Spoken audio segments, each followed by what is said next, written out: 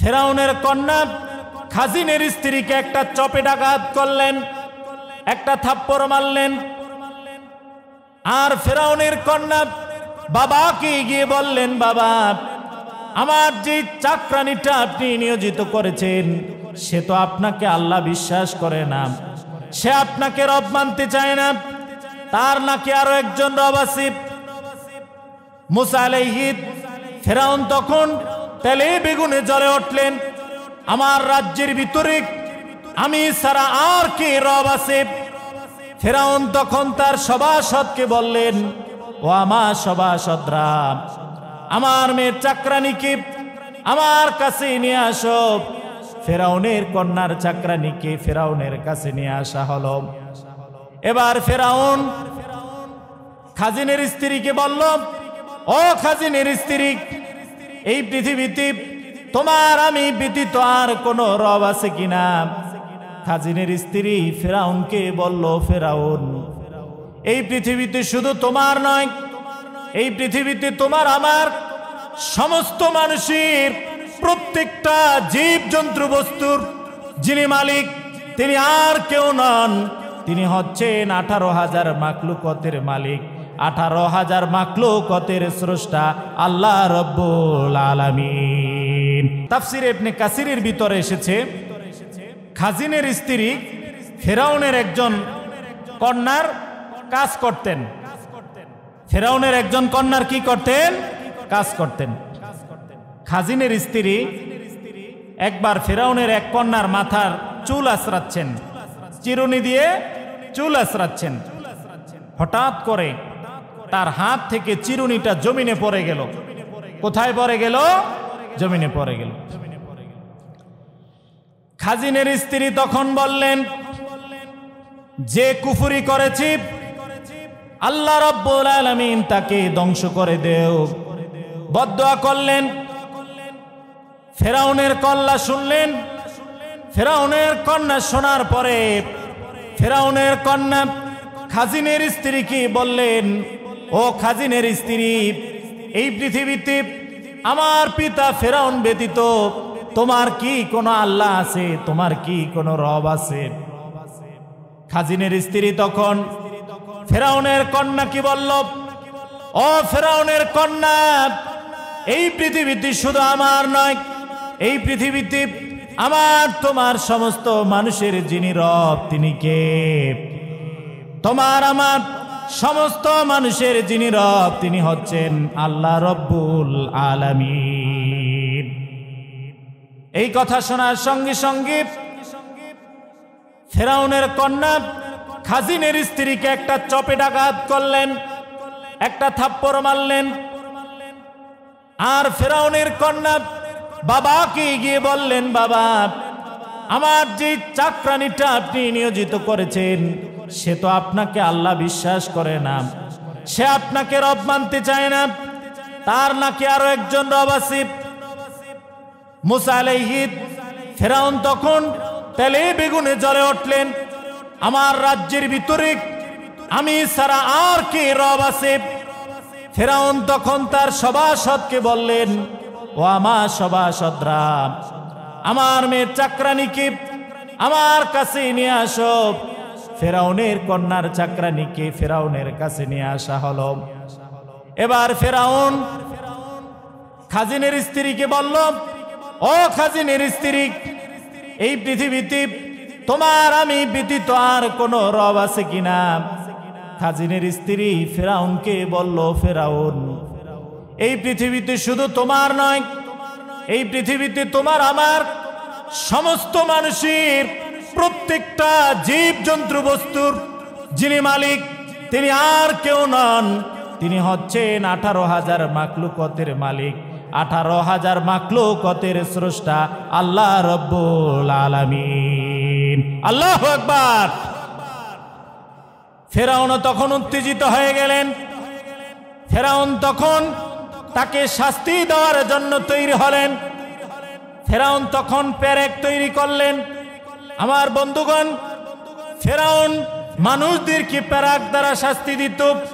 এই জন্য আল্লাহ রাব্বুল আলামিন পবিত্র কোরআনে ফেরাউনকে উপাধি দিয়েছেন ও ফিরআউন যিল আওতাদ। ফিরআউন তখন বললেন, ও আমার সভাসদরা, এই মহিলার জন্য তোমরা পেরেক তৈরি করো। পেরেক তৈরি করা হলো। ওই মহিলাকে, খাজিনের স্ত্রীকে হাত এবং পা পেরেক দ্বারা বিদ্ধ করা হলো। এভাবে খাজিনের স্ত্রীকে শাস্তি দিচ্ছেন। খাজিনের স্ত্রীর অপরাধ কি? খাজিনের স্ত্রীর অপরাধ হলো, খাজিনের স্ত্রী আল্লাহকে আল্লাহ হিসাবে মেনে নিয়েছেন, ফিরআউনকে খাজিনের স্ত্রী আল্লাহ হিসাবে মেনে নেন নাই। ফিরআউনকে তিনি আল্লাহ হিসাবে মেনে নেন নাই, এটাই হচ্ছে তার অপরাধ।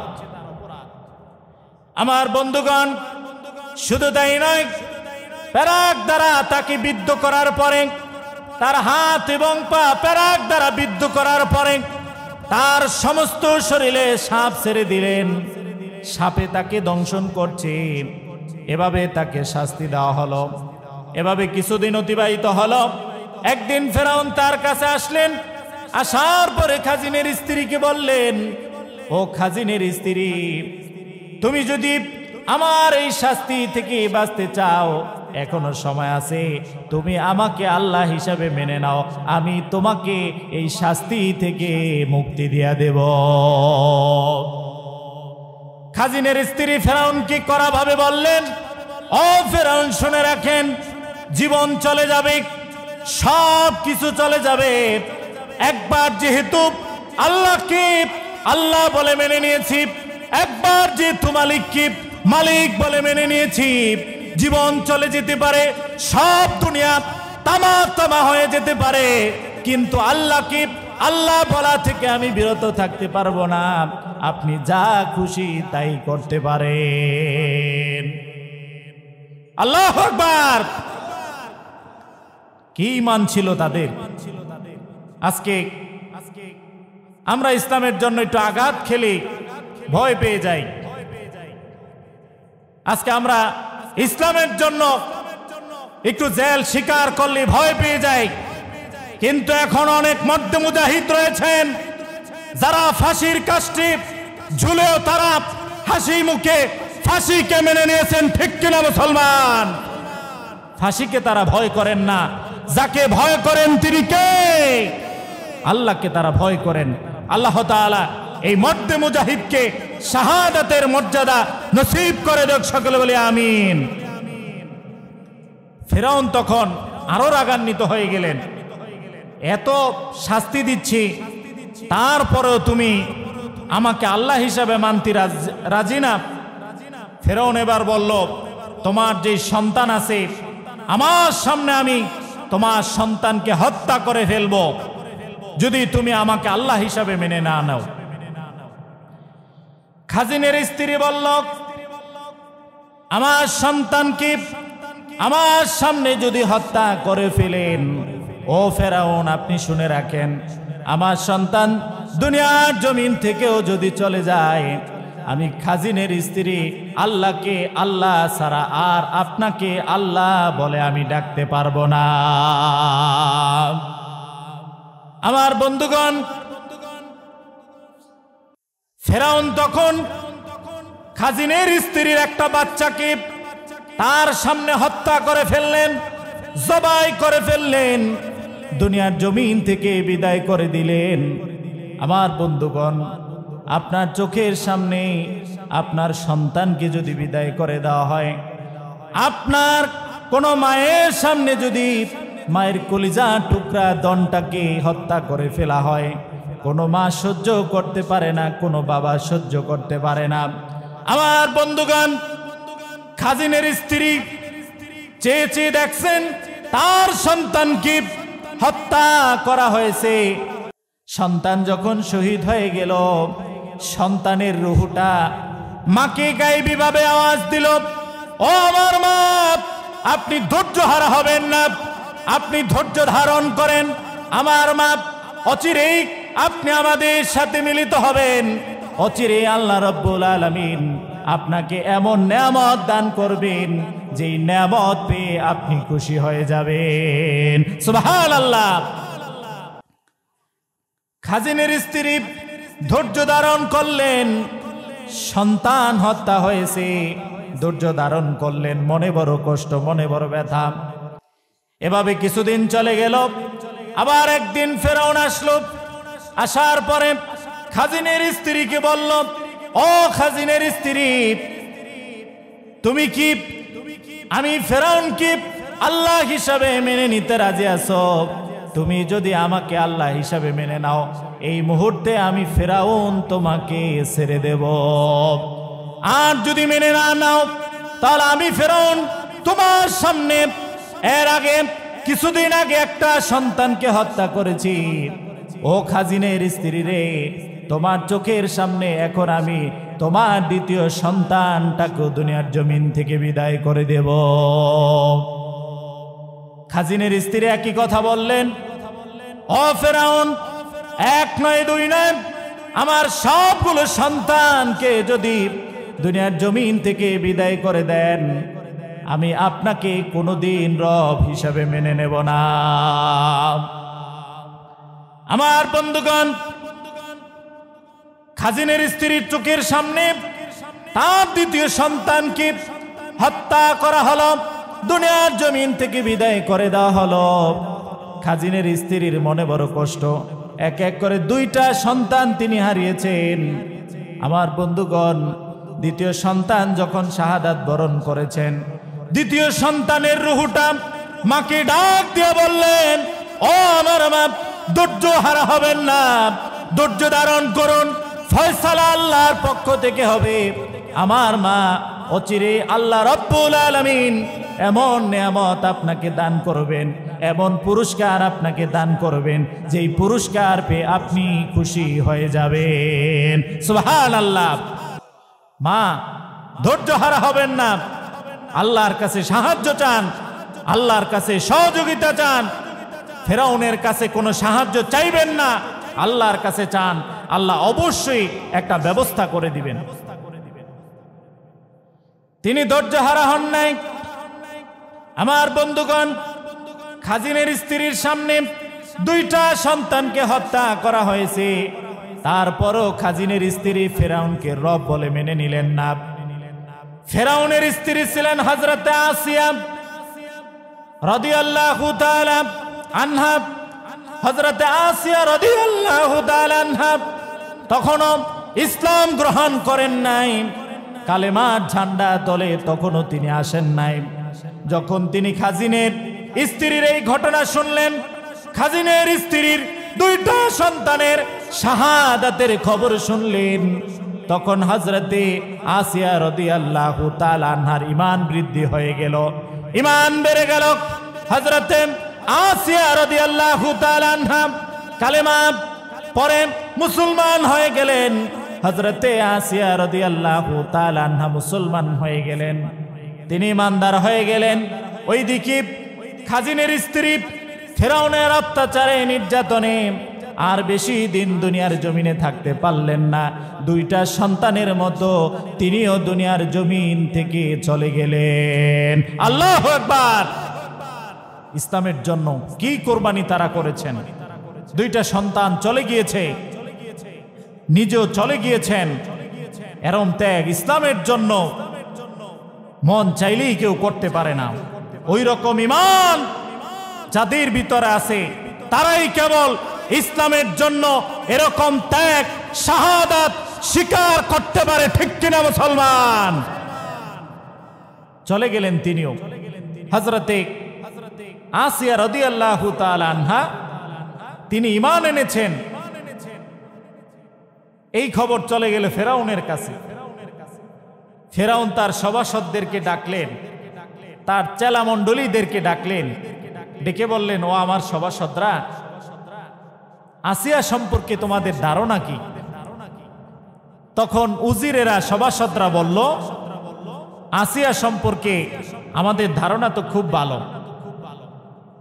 তিনি অত্যন্ত ভালো একজন মহিলা।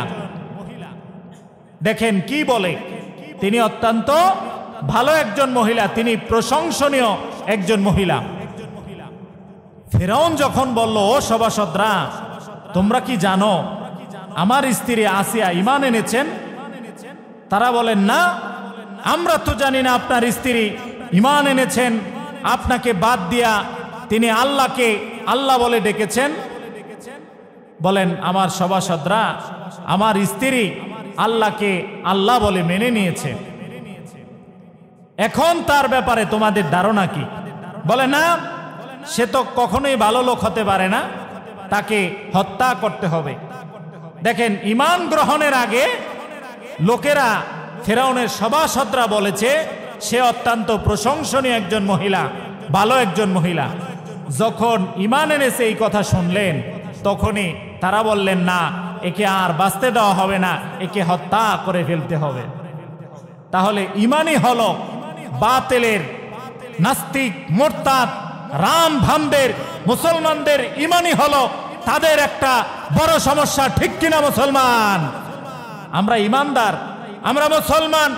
এটা নাস্তিকের সহ্য হয় না, এটা বামপন্থী, উগ্রপন্থী, ইসকনের সহ্য হয় না, ভারতের সহ্য হয় না, আমেরিকার সহ্য হয় না। ঠিক কিনা মুসলমান? আমরা মুসলমান, এইটাই তাদের জ্বালা, যে মুসলমান থাকতে পারবে না পৃথিবীতে। প্রিয় উপস্থিতি, হযরতে আসিয়া রাদিয়াল্লাহু তাআলা আনহাকে ফেরাউন এবার শাস্তি দেওয়ার জন্য তিনি পেরেক তৈরি করলেন। আসিয়া রাদিয়াল্লাহু তাআলা আনহার হাত পা বাঁধা হলো। বাঁধার পরে আসিয়া রাদিয়াল্লাহু তাআলা আনহাকে প্রস্তাব দিলেন, আসিয়া, এখনো সময় আছে, তুমি যদি এই শাস্তি থেকে মুক্তি পেতে চাও, তাহলে তুমি ঈমান ত্যাগ করে আমাকে তুমি আল্লাহ হিসাবে মেনে নাও।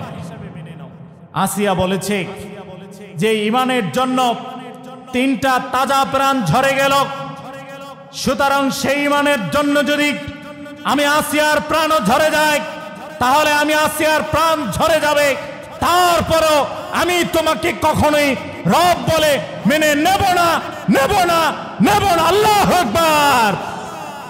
তোমাকে রব বলে মেনে নেব না। ফেরাউন উত্তেজিত হয়ে গেলেন। তাফসীরের কিতাবে এসেছে, হযরতে আসিয়া রাদিয়াল্লাহু তাআলা আনহাকে উত্তপ্ত জমির ভিতরে ফেরাউনের সভাসদরা, ফেরাউনের লোকেরা শোয়ে দিলেন।